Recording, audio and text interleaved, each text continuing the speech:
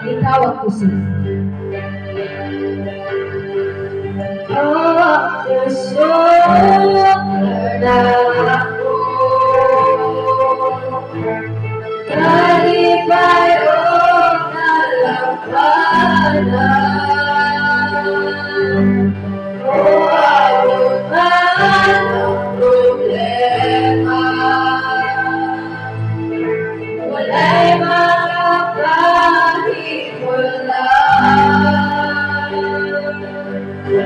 wala'y maikakumpara sa iyong buwan. Ang puso na ako,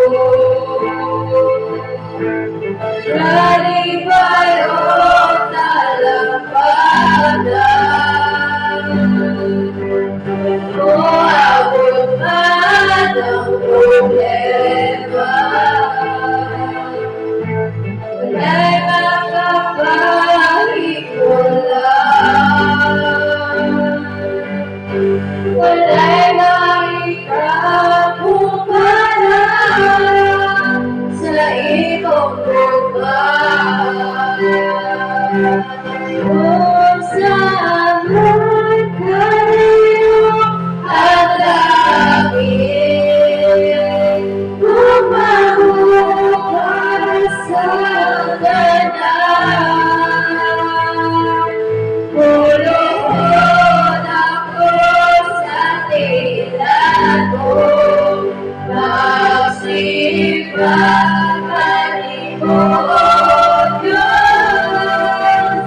Kung saan man kalayo ang langit,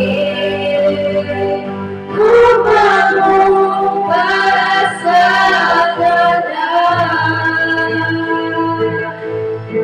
Ikaw ang puso, ikaw akong Diyos, o kakalipay ko.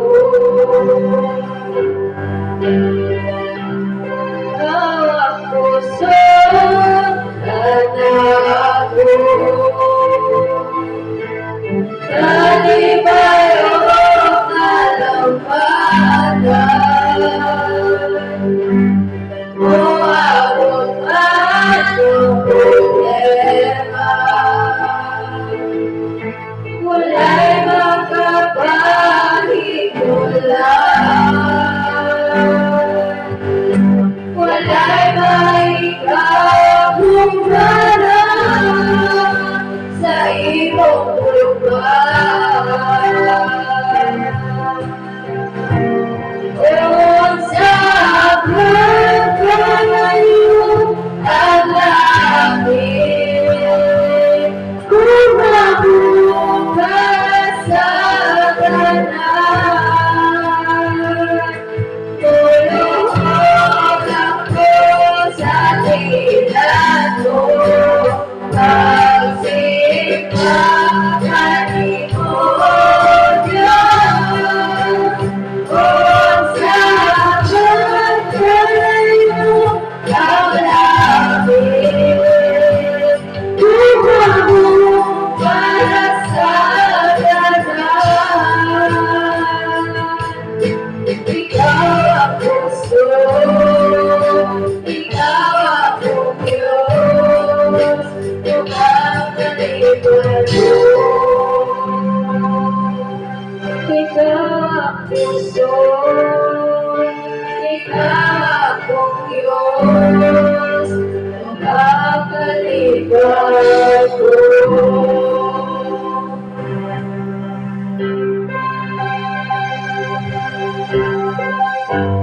Ikaw ang puso ko, Diyos, sa kalagsakan mo. Ikaw ang among kalipay. Ikaw, O Diyos, sa among galangkanan, sa tanang higayong sa tanang panahon, Diyos. Padayon na mo, Lord, dili na tugyan ang tanan diha kanimo, ginapasalamatan ang tanan diha kanimo. Tungod kay nasayon kami Lord nga sa tanang higayon wala gyud ka nagkulang sa matag usa ka namo. O the Lord, may mga panahon nga kami ang nagkulang diha kanimo, pero ang gipangayon diha kanimo Dios padayon ka nga mamuhat sa matag usa ka namo. Padayon ka Lord nga imold nimo ang matag usa nga diin sa pagkinabuhi namo dinhi sa kalibutan Dios, magsubay ka sa imong kabubuton. Iyahi ang matag usa ka namo, isip imong mga katawan, isip o Dios imong mga kanakan Lord, kadiin sa mga pagsulay nga wala namo kahit palumi sa unahan, pero nagatuogan ka Dios kanin ikaw ang hinungdan sa tanan ikaw Dios ang Dios nga makahimo, Dios nga katigalahan, Dios nga may humbang sa imong katawan mo sa ang tanan amo ginatugyan niya kanimo. Iyahi kami nga Dios kay samtang magatuon kami sa imong kabalaan nga pulo. Iyahi ang matag usa ka namo Lord nga amo kini masabtan ug amo kini maaplikar sa matag usa namo nga kinabuhi. Nasayod ka nga lisod alang sa mga katawan Lord, pero ang ginatugyan niya kanimo nga di ikaw ang Dios nga able nga himo ninyo mga katingalahan utang sa matag usa namo nga kinabuhi. Padayon namo Dios kay ginatugyan ang tanan nga kanimo nga ang tanang distraction ng Dios imo ginipadaptin Lord aron sa ikliana maka-focus kami Lord sa pagpangalaga sa pagpamati sa imong kabalaan nga pulo. Dalay mo ka Dios dili ka butagon, ibalik na imong tanang luho. Maya ang mga pagpasalamat sa ngalan ni Jesus na personal nga luluwas. Amen ug amen.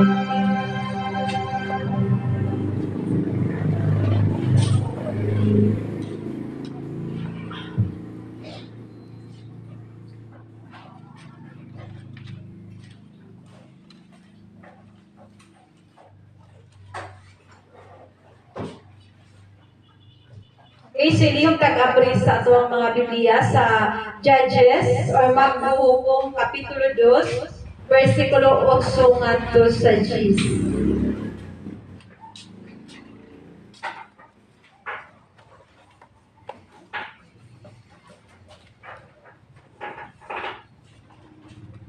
Okay, sa Maghuhukom or sa Judges Kapitulo 2, versikulo 8 ngadto sa 10. So, riyo siya dali, ang alagad sa Ginoo nga si Josue, anak ni Nun, namatay sa panuigong Sintugis. Gilubong siya dito sa iyang bahin nga yuta sa Timnatsera, sa chapter 2, sa kabungturan sa Ephraim, amihanan sa bukid sa Gas. Kadtong tibuok nga kaliwatan nga ngamatay usab ug ang sunod nga kaliwatan wala makaila sa Ginoo usa mga butang nga gibuhat niya alang sa Okay, kita andra sa Maghuhukom sa Judges Kapitulo 2 versikulo 8 ngadto sa 10. Okay, so kani nga topic related ra gihapon ni sa ato ang itun-an sa nangaging mga simana kabahin sa ato ang pamilya. Okay, so nag-discuss siya diri o family. Kung imong tanawon diha, nga din sa pagkamatay ni Josue, wala na gyoy ang katong iya nga mga sa iya nga henerasyon nagsimba pa sila sa mga tuod nga Dios. Pero after ni ato nga matay na tong mga kadungan ni Josue, wala na ang mga sunod nga henerasyon wala na makaila sa Ginoo. Usa mga butanga gibuhat niya alang sa Israel. So muna siya to ang diha magsugod nga pagka next na pud nga henerasyon wala na gyoy mga lagad or wala nay mahimong tinuod nga Kristohan. Okay, no? Dili sa yun, alang sa matagusa ka nato nga imod ang matagusa nato ka mga kabataan. Pero mga yung tao, kabang sa ato ang buhi ni Diyos. Okay, so usahay, ang basic nato nga mahimo sa matagusa nato ka mga kabataan, ikaw lang na sa pagtudlo kung unsaon pagbasa ang Bible, kung unsa asa lapit ang chapter, asa kapitulo, ug asa ang versikulo. No, if kutob ra kuno diha ang bata ato ra siya gitudluan about sa religion ra kuno na siya. No, kung dili na siya dili na itudlo kung unsa si Jesus Christ sa ato ang kinabuhi, diha magsugod nga ang magapunan sa bata puro ra gyud religious. Kay kanang pagbasa sa Bible, kung ituduan mo siya kung saan pagbasa ang Bible, asa na chapter, asa na verse, pero dili siya ninyo i-apply, dili ninyo ipadapat sa iyang kaugaling yung malagyo itabo. So, dili ko nakuha na daghang tang mga failure sa ato kung yun sa nato pag-mold ang matapusan nato ka family. Kay abanangitan diya sa usahay nakarelate ko ani nga story nga pag ang bata gani usay maka-encounter og away sa school, bisag asa maka-encounter og away sa matag usa niya ka bata, ang dali na to nga masulti is ngano wala mo siya gisuklan or ngano kada ko ni bulawas ngano ka musukol, no? So diha sa amo ang little boy na motivate siya huna nga kay giila siya elder brother nga ngano wala ni musukli nga kuan, so dito na-restore siya huna na motivate siya nga if ever di ay iya kong inana ako siyang suklan. Maato siya dagan, makakita siya dahil mga signal dito sa tanhay, kaya gusto mga signal, pangita siya dito mga karate, usaw pa sa defense, karon pag time na yutruhan na siya o kuan, wala na siya nakakuha na siya, nagsugol na siya, kaya kabalo mo siya usaw pa sa defense niya siya, kabalo sa niya kung liabon siya, usaw niya nga makalingkawas niya. So which is sayop UDI nga motivation na to, sayop na to pagpanto sa mood sa usa ka bata. Kay dapat if maka-encounter siya kinana na bully siya sa eskwelahan or giaway siya, dapat ato siya itugutan o tudluan nga usaon na to nga mag-pray ka sa atong buhi nga Dios. Kaya sama sa gi-share ni Pastor ko nga ang iya ko nung pag-umangkon, yung anak ko na-encounter na gibuli, which is ang unang pilihan ko nung advice sa mama, iyang gihingan nga ay tuloy karate, kaya ang atong iwan, kabalo ito ng karate, inana. So, which is sayot di ay nga, which sayot siya nga pag-response na to. Dapat ato din tuduan ng bata, usaon niya nga na siya pagsalig sa atong buhay nga Diyos, usaon niya nga mailhan niya si Kristo sa iyang kinabuhi. Kaya ana day nga time, diha na mamuhat si Kristo sa ato nga kinabuhi or sa kinabuhi sa bata nga ipakita niya kung unsa siya kagamhanan. Nga able siya nga muhimo sa mga imposible. Utang sa ato nga kinabuhi. Okay, so usahay po sa eskwelahan, di ba daghang daghang mga instances sa eskwelahan nga makaingon ta nga murag against na gyud siya sa tulong sa Ginoo, against na gyud siya sa buluhaton sa atong buhay. It's supposed to be, pero kinahanglan ta nga mubustan ko unsay maayo, unsay dili maayo. Okay, so just like sa example, kausa ni siya usa sa kabata nga apil siya og football league, and then pag-abot dito nga time kay pasuoton na siya og t-shirt nga mo suporta sila sa LGBTQIA. So which is nakabalo siya usa siya ka Kristohanon, so na siya gibuhat nga aron dili gid siya ang consequences ato kay dili siya musuot, so mataktak siya sa ilahang team. So naa siya gibuhat nga nahimaya ang Dios sa iyang kinabuhi. Okay, just like po sa usa ka psychologist na student na sa ilang professor, ilang klase pa kung ano sila, pa tan-awon ko sila o pornographic, then out of that nga ilang makita is ilang gaman o reaction paper. Pero since nakabalo siya kung unsay tulong sa Ginoo, ang iyang gihimo is wala siya nagtanaw ato, pero gahimo siya og explanation based on the Bible nga iyang gi-share sa iyang professor, at then ang professor ni recommend niya nga ipa-share niya sa buong klase. So at that time, ang katong mga classmates na na-amaze sila or wala na din sila ditanaw sa pornographic na ilang which is the assignment sa matapos sa kanila. Okay, so ilan na natin himuon nga although lisod ang pag-stand nga as a student, lisod yun pag-stand na kanang imong kontrahon nimo or imong i-against nimo ang sa may flow sa kalibutan.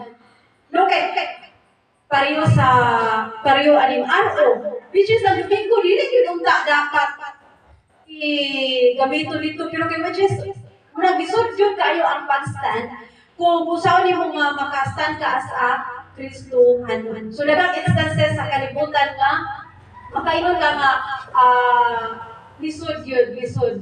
No, kay ang RO is RO kuan man siya kala mandatory magyud siya niya appeal gyud siya sa curriculum sa gihapon nga eskwelahan.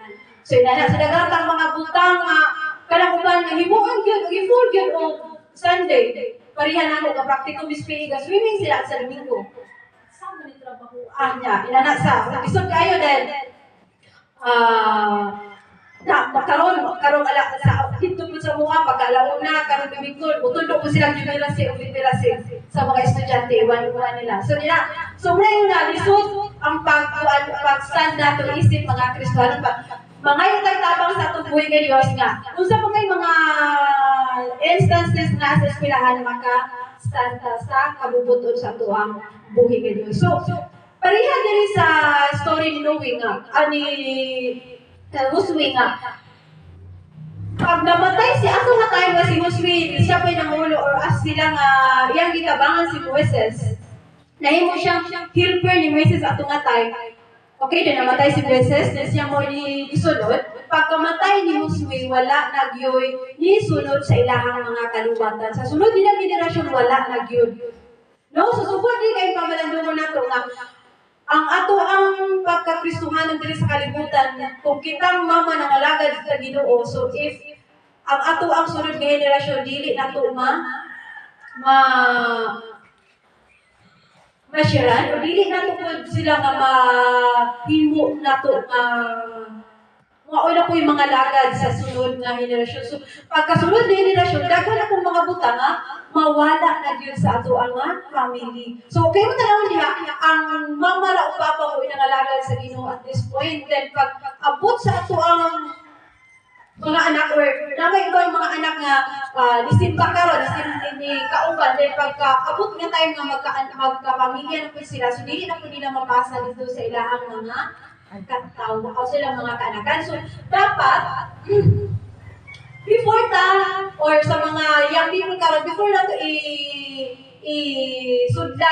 before na to sudlan ang kinabuhi ng pamilyado, so dapat di ay nakaprimaran na daan nga ang ako igno na ko aning paglalaan ako ang family. Kaya usahay interpret na to or dili na to makuha ang gusto sa Dios, ang vision sa Dios kung ano nga naghimo siya o usa ka pamilya.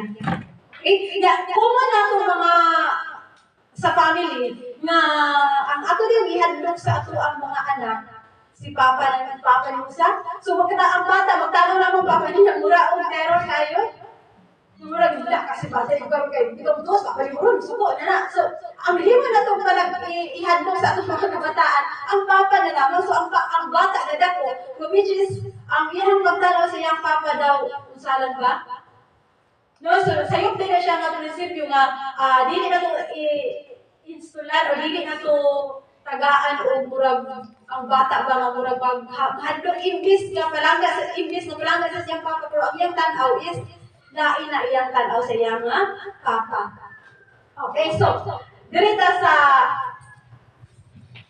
Daniel kapitulo 1 versikulo 8.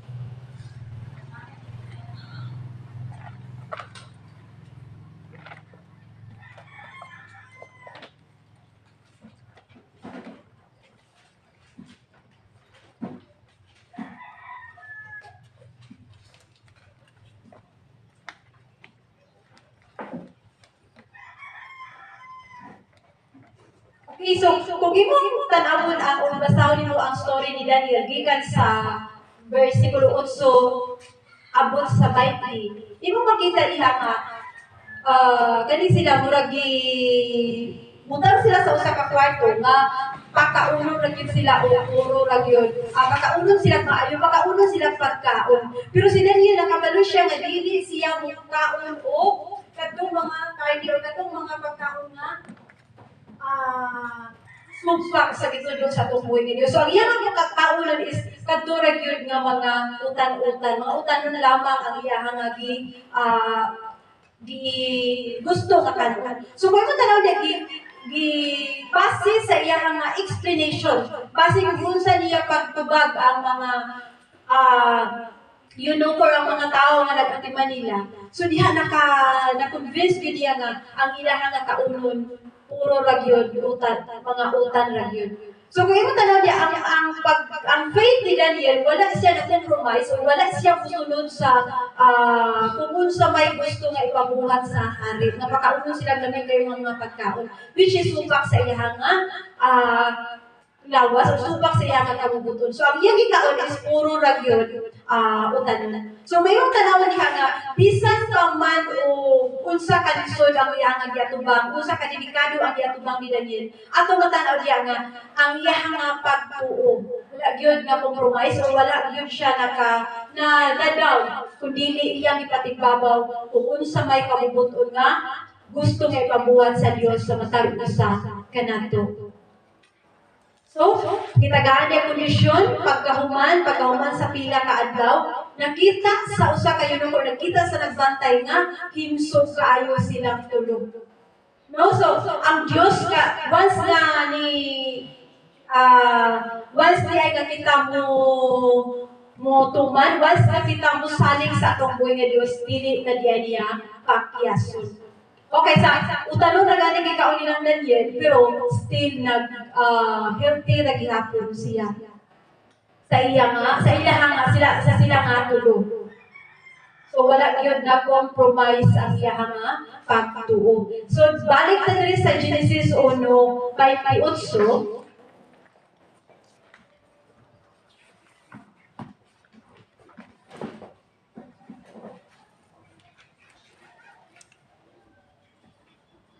Okay, so sa Genesis 1:28, ingon siya, di pa nalagilan sila sa Dios nga nag-ingon, panganak kamugdaghan o lupa ang kalibutan sa inyong mga liwat o dumalaha ang kalibutan. So kamoy magbuot sa mga isla o sa mga langgam o sa tanang ihalas nga mananap. So muna siya tuyo sa Dios kung ano nga gibutang niya ang pamilya. No, kay ang matag usa nato ka pamilya kita maoy mo dumala. Okay, so, kinahanglan na ang yan ingon diri panganak kamugdaghan o lupa ang kalibutan. Okay, so dili buot pasabot nga mga nagdaghan nga kanang bisag lahi na laman ang gikatipon. Pero kung na po ng henerasyon anton kapag kasunod ng henerasyon, so ang flow sa pagkakristuhan dili maputol. No, continue. Muna'y gusto niyang ipaabot sa matag usa kanato. Nakatungga plano pa o kita karon nga mga nanay pamilya. Pagkasunod na po, so atong ipasa sa atong matag usa ka mga anak, so natay kaapuhan, may ipasa nila ang pagkakristuhano din. Pagkaabot na po sa sunod nila henerasyon, so inana, ipasa-pasa ang sunod nga ang pagkakristuhanon. So, walay putol, dili mahulong nato if mawala tani na sa kalibutan. Okay, so may gusto sa Dios nga ipabuhat sa matag usa kanato nga diin although dili man sayon ang pagmod sa tong matag usa ka pamilya, ang pagdumala sa matag usa nato ka pamilya, pero atong pangayoon sa tong buhing nga Dios nga mahimo nato niuban sa iya nga tabang. Okay, wala man ta gatubo, gabitan jud sa sinugdanan sa ato ang paghimo og pamilya, pagbuo og pamilya, ang mga Kristohano na tandaan. So kung imong tanawon late na ta kaayo, no, pero atong tinguhaon ba sa tabang sa atong buhay nga Dios nga still ato pang magapan kung unsa may gusto sa Dios, kung unsa may kaakuhan, unsa may responsibilidad nato mga ginikanan. Kay kung imong tanawon lang layo lang ta kaayo sa gidesign sa Dios alang sa usa ka pamilya.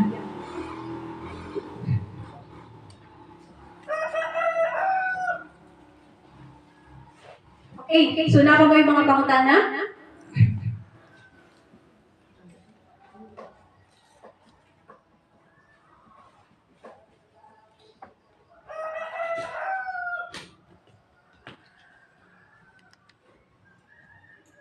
Okay, napay gi-quote diri si William Lyon Phelps. Ningon siya nga, ang pinakamunong ka taas nga kalipay diri sa kalibutan mao ang kaminyoon.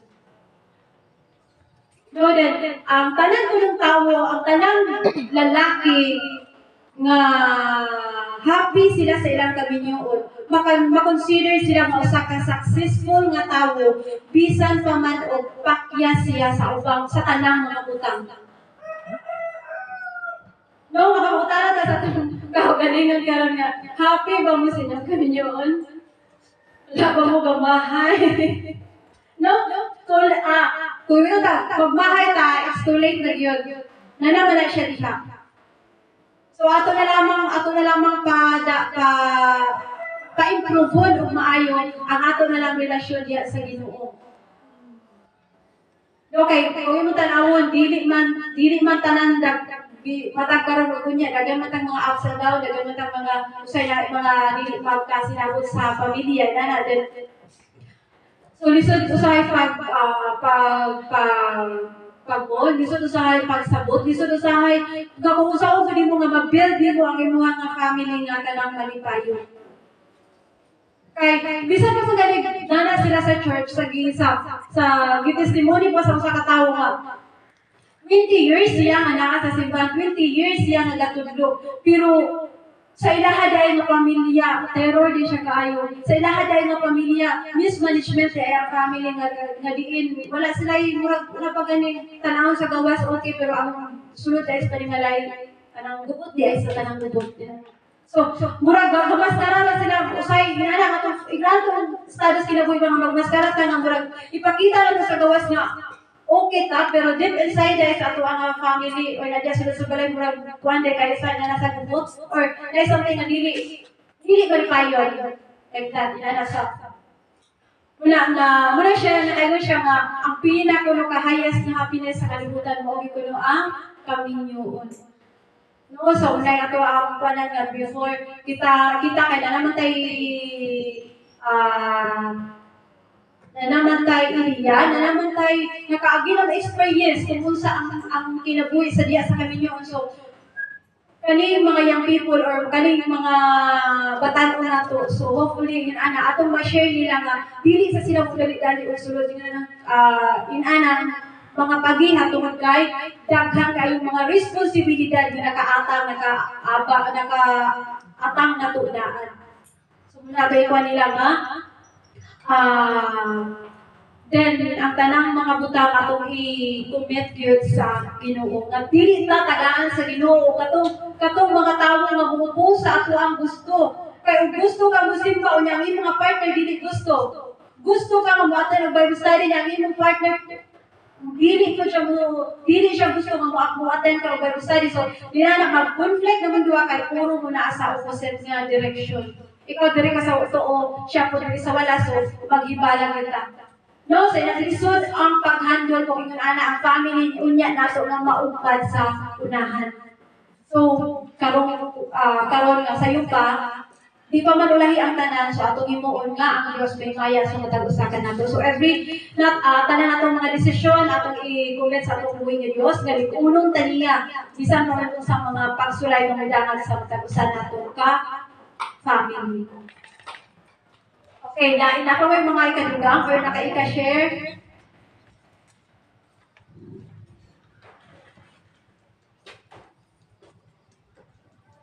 Basta na ko ikadugang.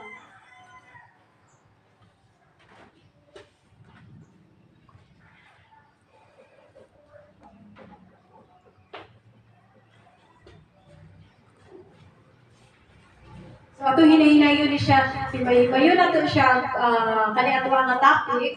Then pagkasunod ang nato nga mga semana kanina pong the role of a husband. So ang responsibilidad, ang role sa usa ka bana, ang role sa usa ka asawa. Karon atong